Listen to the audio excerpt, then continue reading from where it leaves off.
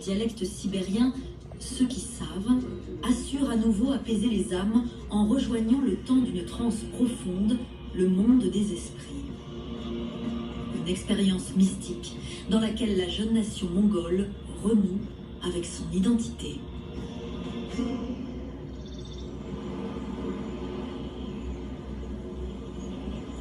Dans le nord-est de la Mongolie, le village de Dadal, au creux des monts Khenti. À l'orée de la Sibérie, les Bouriates, ethnie de bergers nomades, y cultivent avec ferveur leur foi chamanique, née d'un animisme primitif.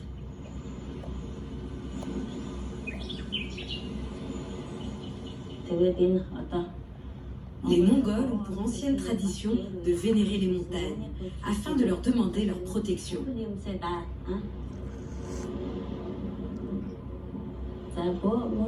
Les cairns sont très importants pour le chamanisme. Les chamans les vénèrent, car ce sont les montures des esprits. Dejidma est une des chamanes les plus respectées de cette province reculée, au sud du lac Baïkal. Reconnus officiellement par l'État mongol, ces guérisseurs sont les voix des puissances célestes, des énergies de la nature comme des esprits des ancêtres, en mongol, les On-God. Ces oiseaux qui me suivent représentent certains de mes esprits. Autrement dit, ils sont là pour me protéger et veiller sur moi. Le rituel se perpétue depuis au moins 5000 ans.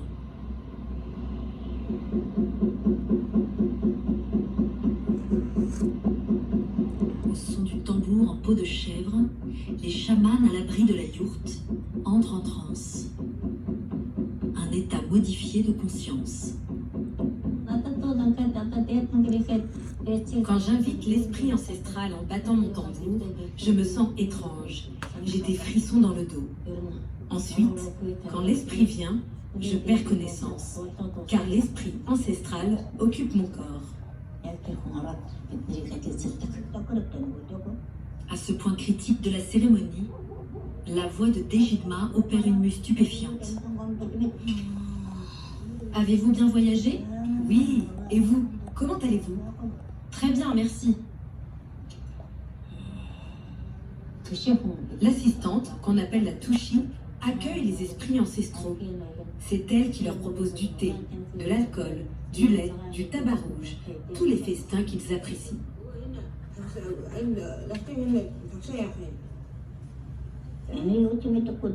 À la fois guide spirituel, médium ou exorciste, les chamans sont consultés par les villageois aussi fréquemment que les représentants de la médecine traditionnelle.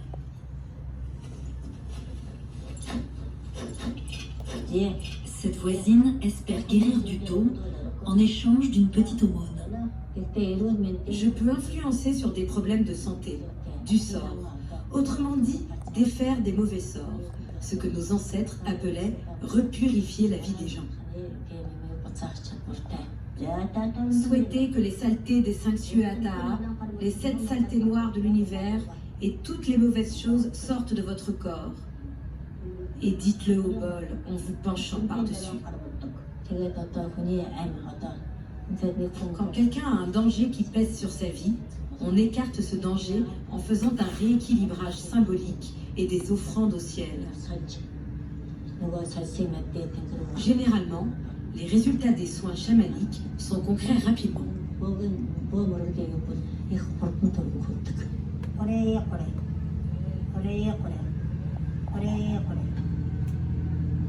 Une cérémonie éprouvante, tant pour la patiente que la chamane, qui revient à elle après 2 heures de transe.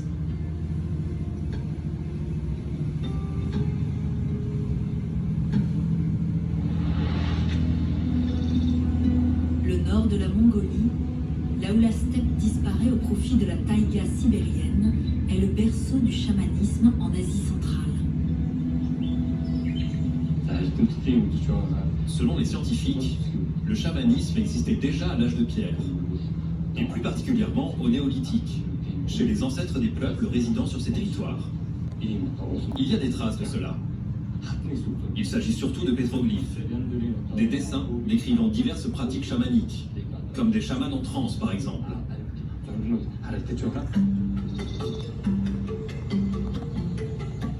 Au début de notre ère, les clans de guerriers nomades font du chamanisme l'emblème d'une communauté mongole encore éclatée.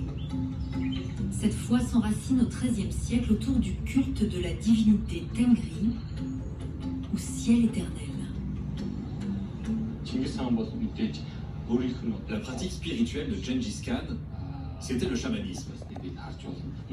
Il est très clairement écrit qu'il vouait un culte au Tengri. Et c'est cette notion de ciel éternel qui l'a accompagné lors de sa conquête du monde. Le règne de Gengis Khan assoit l'influence des chamans que l'empereur associe à ses décisions politiques comme à ses campagnes militaires.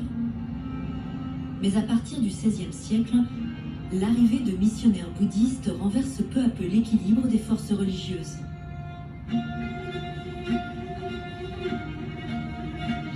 Le pays se constelle de petits monastères comme celui-ci, à 250 km au nord-est de la capitale. Accroché depuis 1777 au flanc des monts sacrés de la province du Khenty. Un groupe de moines bouddhistes est venu ici pour évaluer ce lieu et a rencontré la famille d'un vieux paysan qui s'appelait Baldan. Quand ils sont entrés chez lui, la femme de Baldan était en train de cuire du riz dans une marmite. Ce monastère s'appelle donc Baldan Bereven, car Bereven signifie riz en train de bouillir en sanskrit. À partir de la fin du XVIe siècle, les Mongols ont commencé à subir la domination de l'empire chinois des Qing. À cette époque, les Mongols avaient pour réputation d'être de grands guerriers, car ce peuple avait enchaîné les conquêtes. Le chamanisme qu'ils pratiquaient était lié à la guerre. Donc, afin de réduire la force mentale des Mongols, les administrations de l'empereur Qing ont introduit le courant le plus doux du bouddhisme en Mongolie. Un courant bouddhiste tibétain appelé École des Bonnets Jaunes, qui devient la religion officielle de l'État mongol à la fin du XVIe siècle.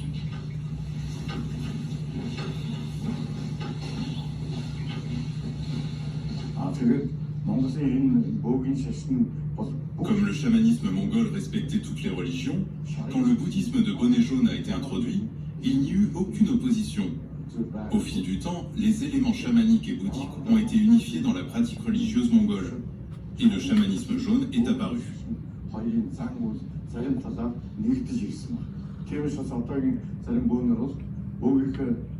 Parallèlement à leur rituel chamanique, certains chamans conseillaient à leurs patients de réciter des sutras, les textes sacrés bouddhiques, pour supprimer malheur et malchance.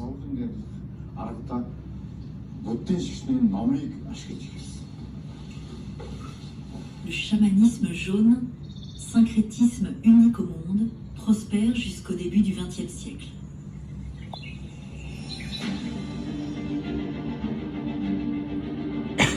En 1924, la Mongolie passe sous le joug communiste. Sa capitale, Urga, est rebaptisée Ulan-Bator, le héros rouge. Le bolchevisme bannit toute activité religieuse au sein de la jeune République populaire mongole.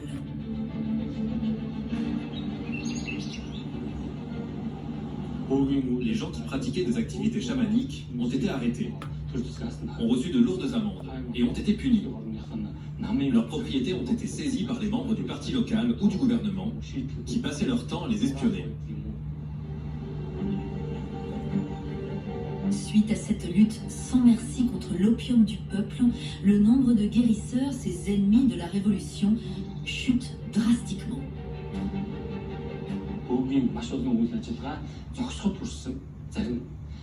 Certains chamans ont arrêté leur rite, tandis que d'autres ont continué en secret au fin fond des forêts ou de la steppe, sous leur yourte en privé, sauvant ainsi la tradition chamanique.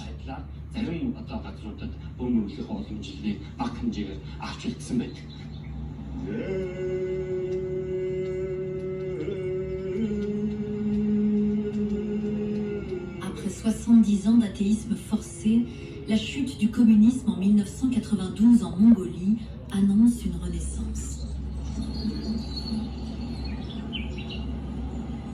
Ces jeunes urbains, en manque de steppe, incarnent une volonté nationale de renouer avec l'essence mongole, matinée d'un esprit New Age et d'une vive conscience écologique. Vous voyez ce paysage? Une partie de cette nature est fouillée pour en extraire de l'or. Combien de rivières disparaissent en un an? Combien de lacs tarissent? Combien de forêts sont coupées? Combien d'animaux disparaissent? L'avidité de l'homme pour consommer tout cela a dépassé sa limite. Et c'est pour alarmer les gens qu'il y a de nombreux chamans qui naissent aujourd'hui. Sans cadre dogmatique, ce renouveau mystique redonne du sens à une génération déracinée, comme antidote à l'incertitude capitaliste et à la violence du monde moderne.